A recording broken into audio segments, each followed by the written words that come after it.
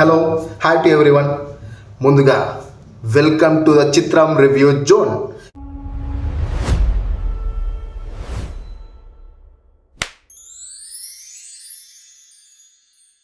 ఈరోజు మీ ముందుకు వచ్చిన విశేషం ఏంటంటే, ఈరోజు మనం సూర్య గారి film Vishwanath and son trailer release అయింది.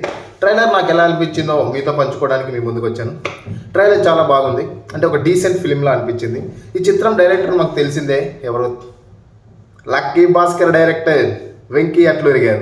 వెంకీ అట్లూరి గారు తన 2 సినిమాల ఫెయిల్యూర్ నుంచి చాలా నేర్చుకున్నారు నాకు అనిపించింది.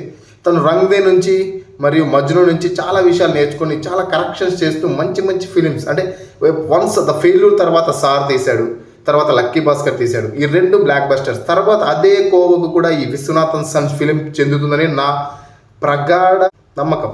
ఎందుకంటే ఫిలిం అలా ఉంది, అంటే డీసెంట్గా వెళ్తుంది. కొన్ని డైలాగ్స్ అయితే ఎంత ఒక డబ్బు గురించి చెప్పే డైలాగ్, మనకి డబ్బు వచ్చాక మనం పెరగాల్సింది మనం గర్వం కాదు, అంటే ఒక డైలాగ్ సూర్య గారి చేత, అంత పెద్ద హీరో చేత అలా డైలాగ్ చెప్పించడం చాలా చాలా చాలా బాగుంది. కంపల్సరీ ఇది ఒక లక్కీ భాస్కర్ లాంటి స్టేటస్ని అయితే ఫిలిం అందుకుంటుంది, అలాగే సక్సెస్ కూడా అందుకుంటుందని నేను అనుకుంటున్నాను. ఇంకోటి, ఈ ట్రైలర్ చాలా డీసెంట్గా స్టార్ట్ అయ్యి ఒక పిల్లాడి బోన్ మ్యారో కావాలి, ఆ బోన్ మ్యారో ఎవరిస్తారు, ఆ ఎవరిచ్చే దగ్గర నుండి అంశం స్టార్ట్ అయ్యి వీళ్ళకి ఎలా పరిచయం అయ్యింది.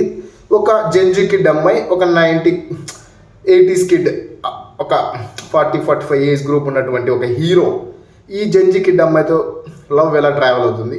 ఇది చాలా బాగా, అంటే ఒక ట్రైలర్లో మనకు కన్వే చేశాడు. ఫిలింకి మనం ఎందుకు వెళ్ళాలి అనేది ట్రైలర్లో కంపల్సరీ కన్వే చేశాడు.